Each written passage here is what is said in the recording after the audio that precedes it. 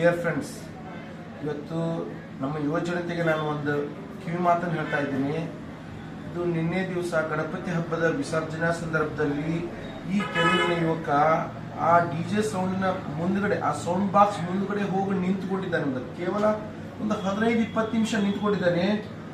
ಆ ಡಿಜೆ ಸೌಂಡಿಗೆ ಇವನು ಎರಡೂ ಕಿವಿಗಳು ಪೂರ್ತಿಯಾಗಿ ನಾಶ ಆಗಿದೆ. ಇವತ್ತು ನಾನು ಏನ್ ಮಾತಾಡ್ತಾ ಅವ್ನಿಗೆ ಏನು ಗೊತ್ತಾಗಲ್ಲ. ನೀವು ನೋಡ್ಬೋದು ಅವನ ದೃಷ್ಟಿ ಯಾವ ತರ ಇದೆ. ಈ ವ್ಯಕ್ತಿಯ ಕಿವಿಗಳು ಎರಡೂ ಹೋಗಿದ್ದೇವೆ. ಅದಕ್ಕೆ ನಾನು ನಿಮ್ಗೆಲ್ಲ ಹೇಳ್ತಾ ಇರೋದು ಏನಪ್ಪ, ಒಂದು ಕಿವಿ ಮಾತಂದ್ರೆ, ನಾವೆಲ್ಲ ಡಿಜೆ ಸೌಂಡ್ ಮುಂದೆ ನಿಂತ್ಕೊಂಡು ಹುಚ್ಚೆದ್ದು ಕುಣಿತೀವಿ. ಆ ಧ್ವನಿಯ ಪೊಲ್ಯೂಷನ್ ಅನ್ನ ಲೆಕ್ಕ ಹಾಕುವುದಿಲ್ಲ. ಇದು ಈ ಯುವಕರ ಮೇಲೆ ಆದಂತ ಒಂದು ಪರಿಣಾಮ. ಆದ್ರೆ ಚಿಕ್ಕ ಚಿಕ್ಕ ಮಕ್ಕಳ ಮೇಲೆ ಏನಾಗ್ತದೆ ಅಂತ ನಾವು ಯಾರು ವಿಚಾರ ಮಾಡೋದಿಲ್ಲ. ಹೊಟ್ಟೆಲಿರ್ತಕ್ಕಂಥ ಪ್ರೆಗ್ನೆಂಟ್ ವುಮನ್ಗಳು, ಹೊಟ್ಟೆಲಿರ್ತಕ್ಕಂಥ ಮಗುವಿನ ಬುದ್ಧಿಮಾಂದ್ಯನೂ ಹೋಗುತ್ತೆ, ಹೃದಯ ದೌರ್ಬಲ್ಯ ಆಗ್ಬೋದು, ಹಾರ್ಟ್ ಅಟ್ಯಾಕ್ ಆಗ್ಬೋದು. ಇವತ್ತು ಇದು ಒಂದು ಜ್ವಲಂತ ಉದಾಹರಣೆ. ನನ್ನ ಮುಂದೆ ಕುಂತಿದ್ದಾನೆ ಈ ವ್ಯಕ್ತಿ.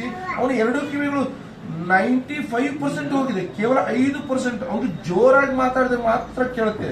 ನಾನು ಇಷ್ಟು ಸಾಮಾನ್ಯವಾಗಿ ಮಾತಾಡ್ತಿದ್ರು ಅವ್ನಿಗೆ ಏನು ಕೇಳೋದಿಲ್ಲ. ಯಾಕಂದ್ರೆ ಅವನ ವ್ಯಕ್ತಿಯ ಒಂದು ಹಾವಭಾವ ನೋಡ್ಬೋದು. ಆ ವ್ಯಕ್ತಿಯ ಪೂರ್ತಿಯಾದಂಥ ಕಿವಿಗಳು ನಾಶವಾಗಿದೆ.